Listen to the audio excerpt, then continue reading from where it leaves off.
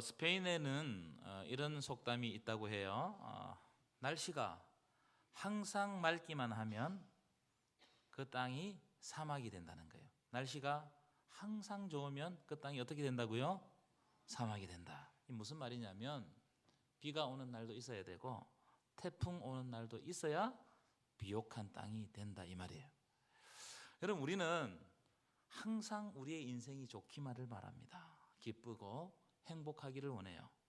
항상 성공하고 돈 걱정 없이 살고, 그리고 전혀 어려움이 없고 환난과 고난 없기를 그렇게 우리는 원합니다. 그러나 그렇게 사는 것이 진짜 행복한 것이냐? 방금 말씀드린 속담에 의하면 그렇지 않다는 거예요. 오히려 그렇게 되면 인생이 어떻게 된다고요? 사막과 같아진다는 겁니다. 조그만한 어려움이 와도 이겨낼 수 없게 된다는 거예요. 그래서 조그만한 불행이 와도 이게 전부인 양 알고 인생이 사막처럼 변해버린다. 그래서 우리의 삶에는 때때로 비가 내리고 태풍도 불고 황사도 불지만 어쩌면 그런 것이 우리의 인생의 땅을 옥토로 만들더라는 거예요. 그게 우리 인생의 땅을 옥토로 만들어간다. 여러분, 고난과 환난이 없으면 좋겠지만, 그러나 고난과 환난이 어떤 때는요 하나님이 주시는 복으로 나아갈 때가 있어요. 이게 고난의 신비예요. 고난, 여러분, 고난이 쓸데없다고 생각하죠? 근데 고난은 신비가 있습니다.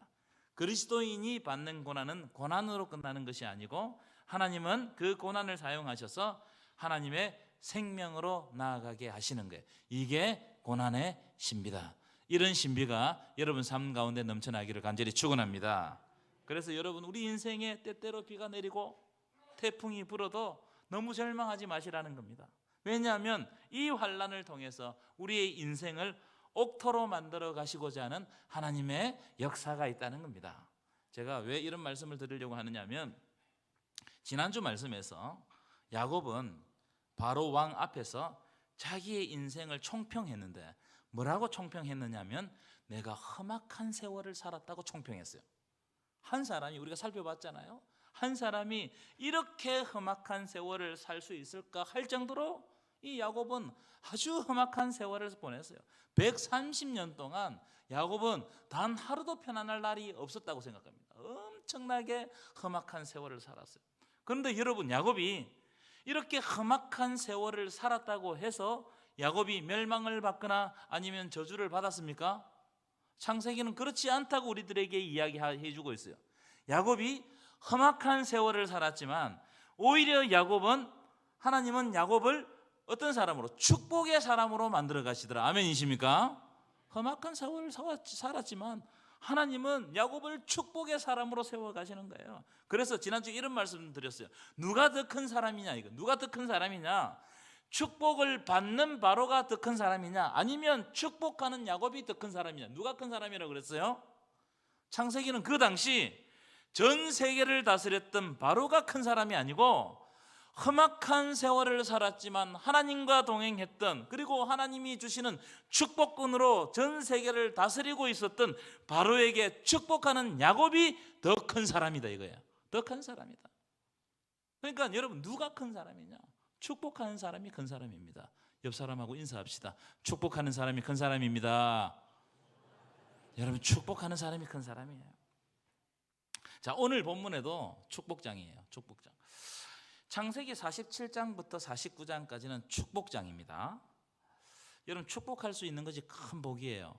아무나 축복할 수가 없어요. 축복한다고 해서 축복되지도 않아요. 축복할 수 있는 마음을 가지고 있는 것이 복입니다. 자, 오늘 본문에는 야곱이 요셉의 아들들인 자기 손자들에게 축복하는 장면입니다. 요셉의 아들들에게 축복하는데, 오늘 본문에 나타난 야곱의 축복은 두 가지 특성을 가지고 있다고 생각합니다. 이 두 가지 특성을 가지고 여러분들과 말씀을 나누고자 합니다. 첫 번째, 이 야곱의 축복은 어떤 특성을 가지고 있느냐 하면은 하나님의 언약과 관련이 있다는 거예요. 야곱의 축복은 무엇과 관련이 있다고요? 하나님의 언약 안에 있다는 거예요. 자, 48장 1절 2절 보십시오. 1절 2절. 야곱이 병이 들었어요. 병이 들었습니다. 노환이 들었던 것 같아요. 야곱이 130세에 애굽에 왔는데 애굽에서 17년간을 살았습니다. 그러면 몇 살입니까? 147세죠. 그죠? 17년. 그럼 1절에 보십시오. 1절에 그래서 병이 들었다는 말은 노한으로 말미암아 죽을 날이 가까이 왔다, 이런 뜻입니다. 이제 하나님이 주신 수완이 다 되었다. 그래서 야곱의 생명의 불씨가 점점 꺼져간다, 이 말이에요. 그래서 요셉이 아버지가 죽을 날이 얼마 남지 않음을 보고 자기의 두 아들을 데리고 아버지 야곱을 찾아온 거예요. 그 장면이 오늘 본문입니다. 야곱과 요셉은 떨어져 살았어요. 요셉은 애굽의 총리이기 때문에 수도에 살았을 거예요, 그죠? 애굽 수도에 살았을 거고, 야곱은 고센 땅 저 시골에 목초지에 살았습니다. 아마 그때 당시 수도와 고센 땅은 한 400km, 500km 정도 차이가 난다고 그래요. 지금처럼 교통이 발달하지 않았기 때문에 야곱과 요셉이 만난다는 것은 거의 불가능해요. 요즘에도 여러분 400-500km 떨어져 있으면 서울에서 안동에 떨어지면 잘 만납니까, 못 만납니까? 잘 못 만나요. 그런데 그 당시에 400-500km 떨어져 있다는 것은 거의 못 보는 거예요. 자, 2절입니다. 2절 함께 읽어보겠습니다. 시작. 어떤 사람이 야곱에게 말하되 내 아들 요셉이 내게 왔다 하며 이스라엘이 힘을 내어 어떻게 했다고요? 힘을 내가지고 침상에 앉았다. 오랜만에 요셉이 아버지 야곱을 찾아온 거예요. 그러니까 야곱이 마지막 힘을 내가지고 침상에 앉을 거예요. 무슨 말이에요? 야곱이 이제 늙어가지고 앉아있지도 못하고 누워서 생활했단 말이에요. 누워서. 그래서 아들이 손자들을 데리고 왔다는 소식을 듣고 힘을 내가지고 겨우 침상에 앉은 거예요. 겨우. 그 정도로 야곱이 연로했다, 이 말이에요. 앉지도 못할 정도가 되었다. 그런데 야곱이 힘을 내어 앉아가지고 요셉에게 첫 번째 한 말이 있어요. 이 중요합니다. 첫 번째 한 말, 3절입니다. 3절 함께 읽겠습니다. 시작. 요셉에게 이르되 이전에 가나안 땅 루스에서 전능하신 하나님이 내게 나타나 뭘 주셨다고요? 복을 주셨다는 거예요. 복을 약속해 주셨다는 거예요. 여기에 가나안 땅 루스가 나오는데, 가나안 땅 루스는 베델이요, 베델을 지칭하는 장소입니다. 창세기 28장 19절에 보면은요, 베델은 원래 이름이 루스입니다. 루스가 원래 베델의 이름이요. 그럼 베델은 어떤 장소입니까? 우리가 28장 하면서 다 살펴봤어요. 베델은요, 야곱에게 있어서는 굉장히 특별한 장소입니다. 근데 야곱하면 베델이고 베델하면 야곱이에요. 베델과 야곱은 뗄래야 뗄 수도 없는 거예요. 야곱이요, 형이 에스의 축복을 가로채잖아요. 가로채니까 형이 막 분노해가지고 야곱을 죽여버리려고 그랬어요. 그러니까 야곱이 당황스러워가지고 아무것도 가지지 않은 채 빈손으로 급하게 도망합니다. 급하게 도망했는데 노상에서 밤이 찾아와 버렸어요. 이 고대에 노상에서 밤이 찾아오면 굉장히 위험한 것입니다. 이 노상에서 밤을 만난 이 장소가 베델이라고요. 여러분, 고대 사회에서는요, 들판에서 혼자 밤을 지새는 것은 위험한 일이에요. 그래서 고대에서 여행을 할 때는 어떻게 한다고요? 잠잘 곳을 미리 정해놓고 그것을 거점으로 해가지고 여행을 하는 겁니다. 왜냐하면 들짐승들이 많았고, 들짐승이 덤비는 거예요. 그리고 강도가 많았기 때문에 들에서 혼자 잠을 잔다는 것은 생명을 부지할 수 없는 일이다, 이 말이에요. 그런데 그런 위험한 밤에 혼자 밤을 지새는 그 밤에 하나님이 야곱에게 나타나시고 복을 약속해 주셨다는 거예요. 그 약속입니다. 그 약속.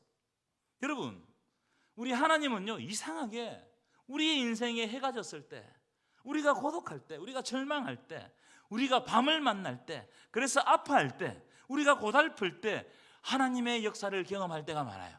그럴 때 하나님의 역사를 경험할 때가 많습니다. 왜냐하면 우리 상황이 그런 밤의 상황이 될 때 하나님을 발견하거든요. 그렇지 않아요? 우리는요, 우리 인생의 날씨가 맑고 아무런 어려움이 없고 모든 것이 풍성하게 채워질 때는 하나님께 관심을 잘 안 가집니다. 행복할 때는 하나님께 관심을 잘 안 가져요. 그러나 우리 인생에 밤이 찾아오고 환난이 다가오면 그때 비로소 하나님 존재에 대해서 주목을 하고, 그렇게 하다 보니까 하나님을 경험하게 되더라는 거예요. 그래서 야곱이 베델에서 뭐라고 고백하느냐 하면 이렇게 고백합니다. 여호와께서 과연 여기 계시거늘 내가 알지 못하였도다. 무슨 말이에요? 야곱은요, 모든 사람에게, 부모로부터 형제로부터 다 버림을 받고, 그래서 인생의 밤이라고 생각했는데 하나님은 그 밤에, 야곱의 밤에 하나님께서 야곱과 함께 하시고 역사하시더라. 아멘이십니까?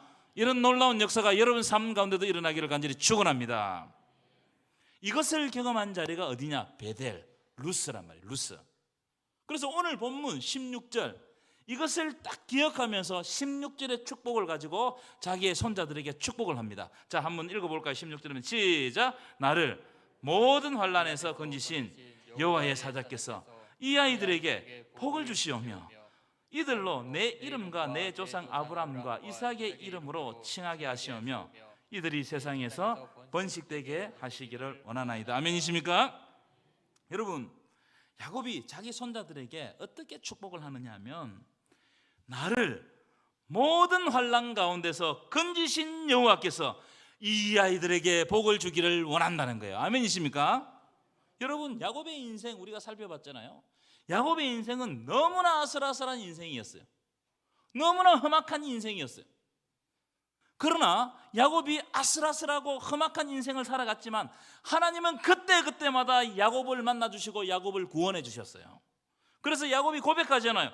나를 모든 환난에서 건지신 여호와의 사자께서 이 아이들에게, 우리 손자들에게도 복을 주시기를 원한다는 거예요.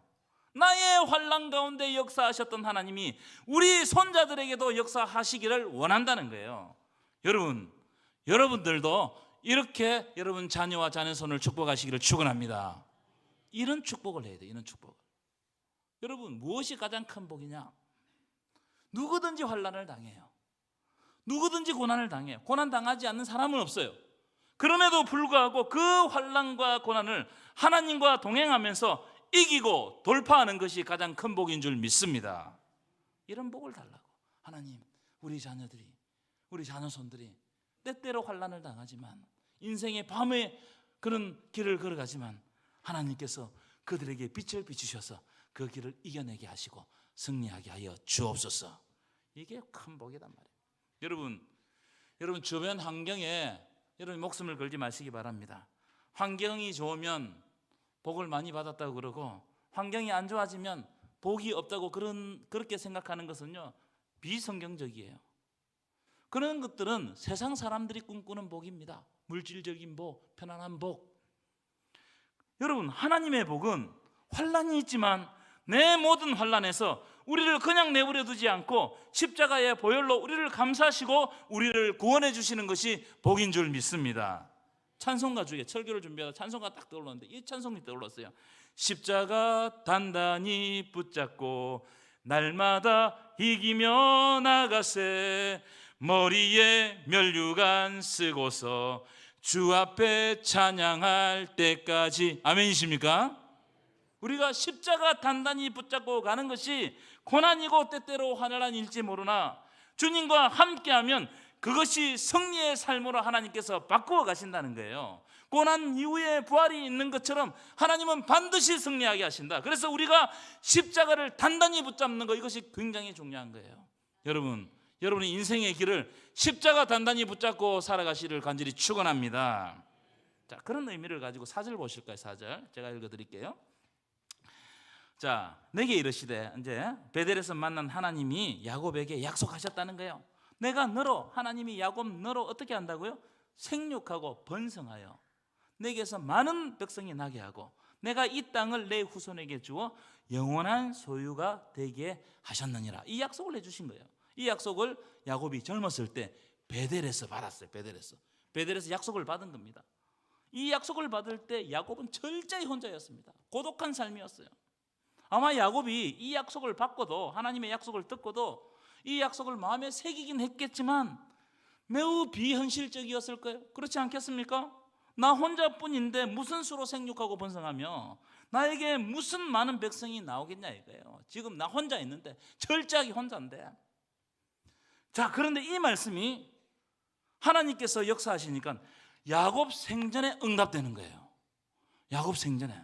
자, 창세기 47장 27절 28절 47장 보시면 27절부터 읽겠습니다. 시작. 이스라엘 족속이 애굽 고센 땅에 거주하며 거기서 생업을 얻어 어떻게 했다고요?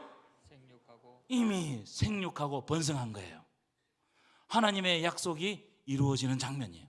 하나님이 베델에서, 젊은 날 베델에서 하나님 약속해 주셨는데 이제 보니까는 하나님이 야곱이 살아있는 그날에 약속해 주셨어요. 자, 28절로 읽겠습니다. 시작. 야곱이 애굽 땅에 17년을 거주하였으니 그의 나이가 147세라.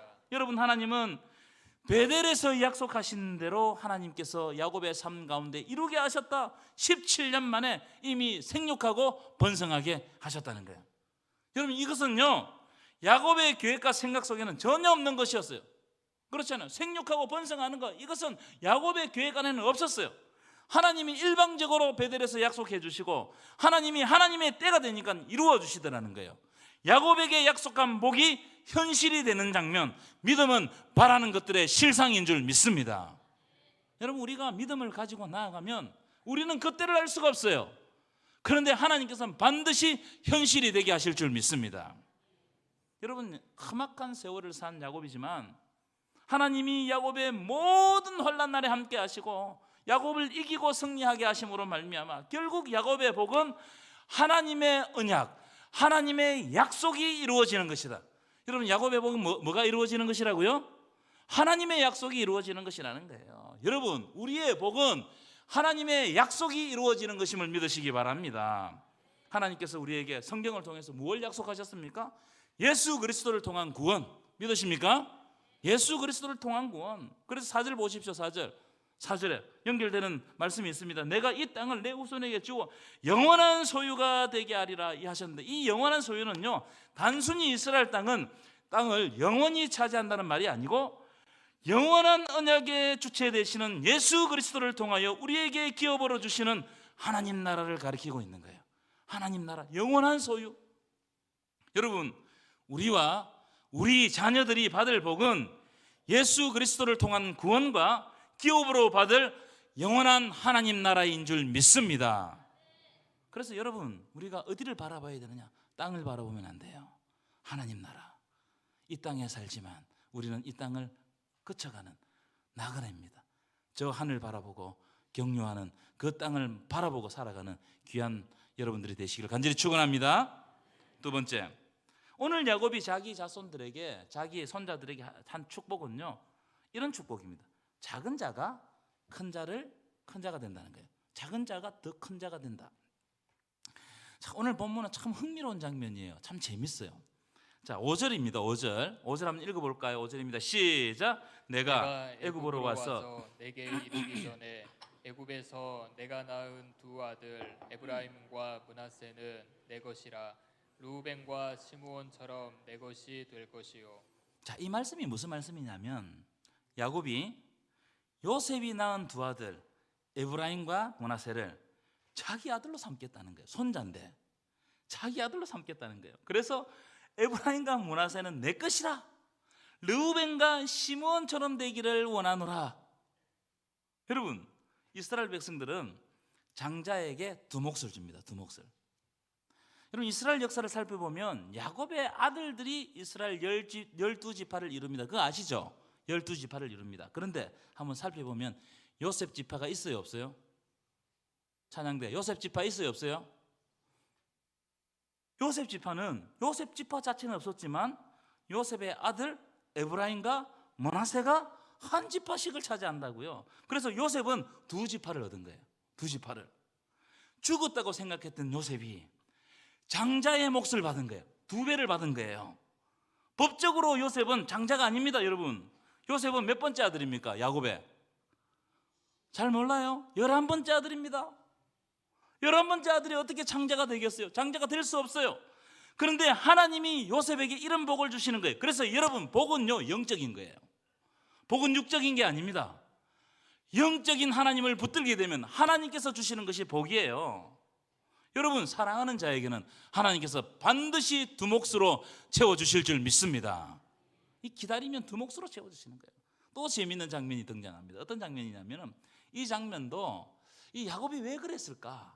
그렇게 당시 관점으로는 이해할 수 없는 장면인데, 요셉이 자기 아들들을 야곱에게 이끌어가서 축복을 받게 하는 장면이 오늘 나오잖아요. 요셉이 참 머리가 영특한 사람이잖아요. 그래서 자기 아버지 야곱이 자기 아들들에게 축복을 잘할 수 있도록 위치를 배치합니다. 그래서 이 므낫세는 야곱이 보는 오른편에 서게 하고, 에브라임은 어떻게 서게 했다고요? 왼편에 서게 했어요. 그래서 이렇게 축복하면 되는 거예요. 그런데 야곱이 축복을 하는데 어떻게 축복을 해버렸다고요? 어금 맞춰서 축복을 해버린. 어금 맞춰서. 여러분, 고대 근동에서 오른손은 특별한 능력을 뜻합니다. 하나님의 오른손, 하나님께서 능력을 발휘하신다 이 말이에요. 그런데 이 오른손이 가족으로 들어오면 장자를 뜻하거든요. 그래서 요셉은 이 야곱이 오른손으로 자기의 큰아들 므낫세를 축복하기를 원했어요. 그런데 야곱이 오른손 이 손을 어금 맞추어 가지고 X자로 해가지고 반대로 축복을 해버린 거예요. 요셉이 당황스러운 거예요. 아, 큰일 났다. 우리 아버지가 눈이 어두워서 그런지 아니면 정신이 왔다 갔다 해서 그런지. 그래서 이 요셉이 야곱에게 이렇게 이야기해요. 아버지여, 그리 마옵소서. 므낫세가 장제이니 아버지의 오른손을 므낫세의 머리에 얹으소서. 이렇게 말했더니 야곱이 19절 20절입니다. 이렇게 이야기해요. 그의 아버지가 허락하지 아니하며 이르되 뭐라고요? 나도 안다. 내 아들아, 나도 안다. 무슨 말이에요? 이건 실수가 아니란 말이에요. 실수가 아니다. 그러면서 하는 말이 그도 한 족속이 되며 므낫세도 한 족속이 되며 므낫세도 크게 되려니와 그 아우 에브라임이 므낫세보다 더 큰 자가 되고 그의 자손이 여러 민족을 이루리라. 자, 20절 읽어보겠습니다. 시작. 그날에 그들에게 축복하여 이르되 에브라임 같고 므낫세 같게 하시리라 하며 에브라임을 므낫세보다 앞세웠더라. 여러분, 우리 창세기를 쭉 살펴보고 있잖아요. 이 장면 어디서 많이 본 장면 아니에요? 어디서 많이 봤습니까? 자, 창세기 25장 21절부터 보실 텐데 21절부터 읽어보겠습니다. 21절 시작. 이삭이 그의 아내가 임신하지 못하므로 그를 위하여 여호와께 간구하며 여호와께서 그의 간구를 들으셨으므로 그의 아내 리브가가 임신하였던 22절 그 아들들이 그의 태 속에서 서로 싸우는지라 그가 이르되 이럴 경우에는 내가 어찌 알고 하고 가서 여호와께 묻자온대 여호와께서 그에게 이르시되 두 국민이 내 태중에 있구나. 두 민족이 내 복중에서 나누이리라. 이 족속이 저 족속보다 강하겠고 큰 자가 어린 자를 섬기리라.